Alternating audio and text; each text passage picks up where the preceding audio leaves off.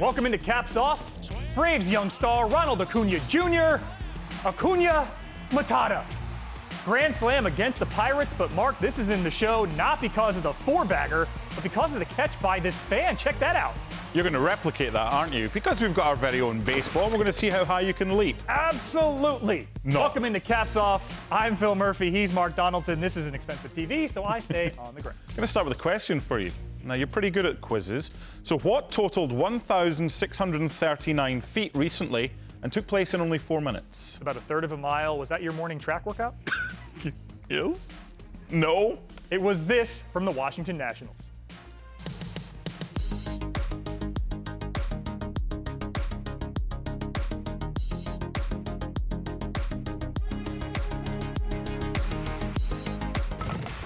You know, they say the great thing about going to the ballpark, there's always potential to see something you've never seen before, and the Nationals showed us something we've seen fewer than 10 times in the more than 100 years that Major League Baseball has been played. Now, you're going to bear with us here. Okay, Howie Kendrick smashing a home run 421 feet. Okay, we've seen that before. Trey Turner one-upping him, going 4 feet further with this shot to center.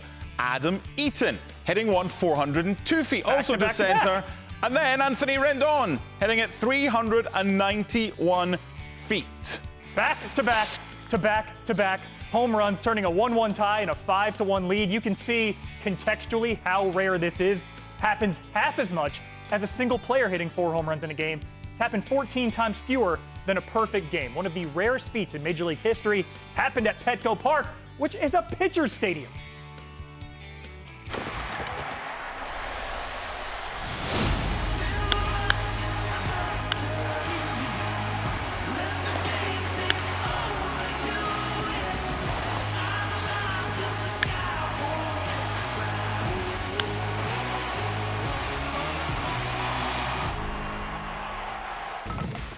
All cards on the table. My favorite Rocky is actually Charlie Blackmon, wearing his shirt today. He's an all-star, but Nolan Arenado, Mark, is the star. He's quite good, isn't he? I mean, since he hit the bigs in 2013, he's done all right. Now, even though he's cooled off a little bit in the last couple of weeks, still top 5 in the National League in both batting average and runs batted in. And also, pretty reliable, Phil, with the glove. Yep, 6 gold gloves as the National League's best defensive third baseman. He's one of the best all-around players in the league.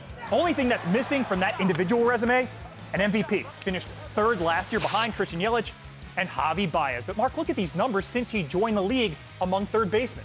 Indeed, and he's actually leading the voting counts for third baseman to get into the All-Star game in Cleveland. So if you're going to that or you're watching that on BT Sport, you'll be able to see probably Nolan Arenado in action as well. And if you're watching Arenado in person at Coors Field, you have some decent dining options. They also have some weird ones as well. Rocky Mountain oysters. Nothing else needs to be said until after you watch this.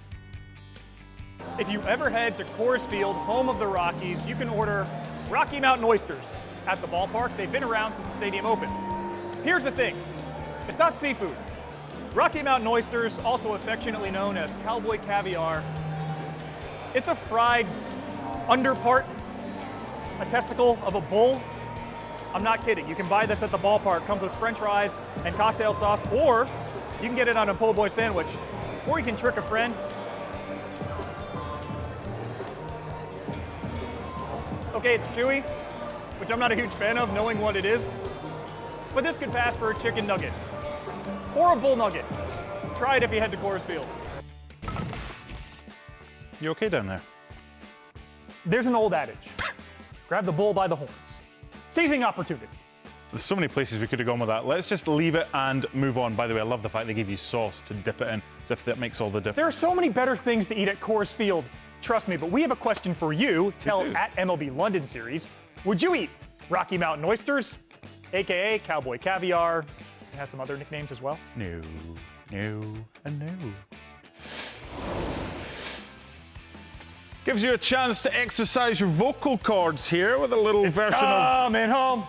It's coming home. Baseball's coming home.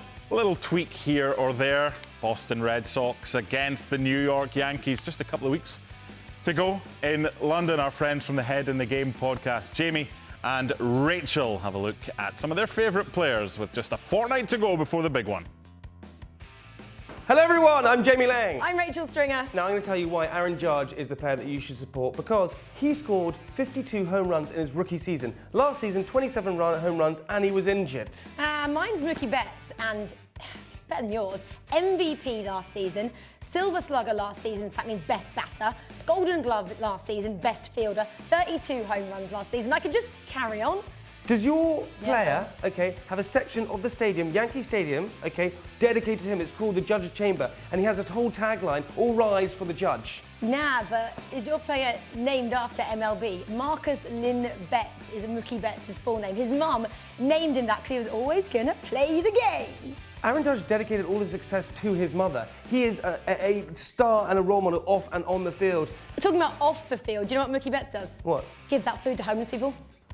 Aaron Judge could have played NFL. He's 6'7" and 20 stone. Talking about other sports, Mookie Betts is only 5'9", best 10-pin bowler out there, and he can also play basketball, great at slam dunking at 5'9". Who wants to be good at 10-pin bowling? Aren't you like 5'9"? Whatever. Yeah, see, you're not as good as me, are you? And also, he's trying to really push the sport. So in a pre-season game last year, he was allowed to clip a microphone on so the whole of ESPN could listen to what he was saying throughout the game. How cool is that? Aaron Judge has 1 million followers on Instagram. My guy has 6'5", It's not even as much as me. I have 860,000. No, you don't. Yeah, I do. Yeah. Gosh, that's embarrassing. Give Aaron Judge. Looking forward to catching up with Jamie and Rachel in London and their Head in the Game podcast. How about some web gems? I'm looking forward to this. Best defensive plays of the week. Number 3, Braves Marlins. Miami actually turned it around lately. They've been playing decent baseball. Think they have a base hit here, but Ozzie Albies, what a throw from darn near center field. Incredible stuff from the very athletic, very young, very exciting second baseman for the Braves. You know what? I see that at number 3. I think 2 better than that. Here's number 2, Reds Pirates. Fly ball down left field line. Jesse Winker, stop. It's this whole personal safety means nothing. It's all about catching the baseball. As it should be. But number 1, D-backs Blue Jays. Blue Jays outfielder Lourdes Gurriel runs 123 feet to make the sliding catch. Do you believe in a thing called glove? Gurriel does.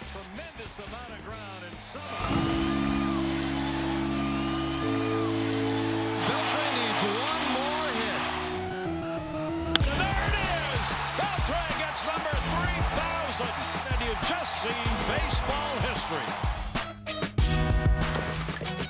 So this is a common thing in Major League Baseball. I know it's more rare around the world, but when a great player retires, oftentimes the number retires with him. And 2 players this week, Mark, one already happened, one coming up. Their numbers will never be worn again by their respective teams. We start last weekend in Texas. We do. Adrian Beltre's number 29 jersey became the 5th retired number in Texas Rangers history. Also played for the Dodgers and the Mariners, had a year with the Red Sox in 2010. Beltre made 4 All-Star teams and won 5 Gold Gloves. And no player born outside the U.S. has more hits than his 3166. But Joe Mauer's number 7 will be retired this weekend by his local team, the Twins. He played high school ball down the road, also an all-state basketball player, skipped college baseball at Florida State, went into the MLB draft, taken number 1 overall by his hometown team, 6 All-Star teams later, 3 batting titles later, 3 Gold Glove later. He is a living legend. And you see the comparison, Mark, how common it is for great players to be honored this way. This graphic, this full screen needs an asterisk because it wasn't until 1993 that Premier League had squad numbers for their players. By the way, the most famous retired jersey by a Premier League team has to be West Ham's number 6, previously worn by defender Bobby Moore, the England captain, when they won the World Cup in 1966. And as a Scotsman, I love seeing that. So an eventful weekend coming up in Minneapolis in more than one way. It's been an eventful week around baseball. Mark, these are some of the promotions going on around the league. This one actually back on June 7th. Angels hosting the Mariners leather logo cap giveaway. It's Anaheim on a Friday night. Further incentive to get fans to the park. The Angels did lose this game, but what do you think of the hat? Decent. The leather as well. You could sell this in your club store, and I think it'd be one of the best things on offer. What's this blue thing? All right, this is a lot of fun. The next night in Kansas City, Royals hosting the White Sox. This is a Whit oven mitt. Whit mitt. Exactly. Whit Merrifield, one of the best base stealers in the major leagues. led the AL in steals the last 2 years. Wears a protective mitt when he's running around the bases, just like on the mitt. Pretty cute. I take it you've got dibs on that one. I do. I need a new oven mitt, and I'm not joking about that. Now we leave the best to last. The best. Coming up June 14th, maybe the only man in Minneapolis more revered than Joe Mauer, Prince, Minnesota's native son, rock and roll legend. The first 10,000 fans to the ballpark get one of these jerseys. Actually, the first 9,999 because that's mine. What do you think of that jersey? I think it's wonderful. Do you know what the best thing about it is?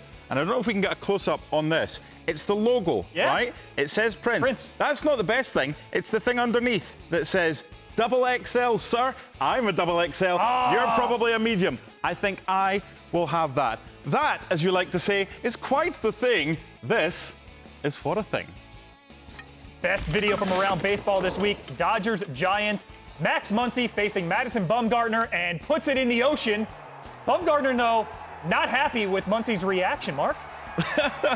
He splashed it, but Bumgarner not happy whatsoever. Here's what Muncy had to say. Well, he, I hit the ball and then he yelled at me. He said, "Don't watch the ball, you run." And I just responded back, if you don't want me to watch the ball, you can go get it out of the ocean. Meow, saucer of milk for table 2, please. Yankees, Indians. Brett Gardner's been struggling at the plate lately. However, hitting a deep fly ball to right center. You like that from Jordan Luplow? Fantastic catch from Luplow. But this video's in here because of Gardner's reaction. Spikes his helmet, comes back and hits him in the face. He would need stitches. Lesson learned. And lesson learned by me: when someone claims a bit of swag you want, you put it on. Now it's officially mine. Twins, huh? One of us is Danny DeVito, the other's Arnold Schwarzenegger. I'm Arnold! Bye, everybody. Bye, Danny.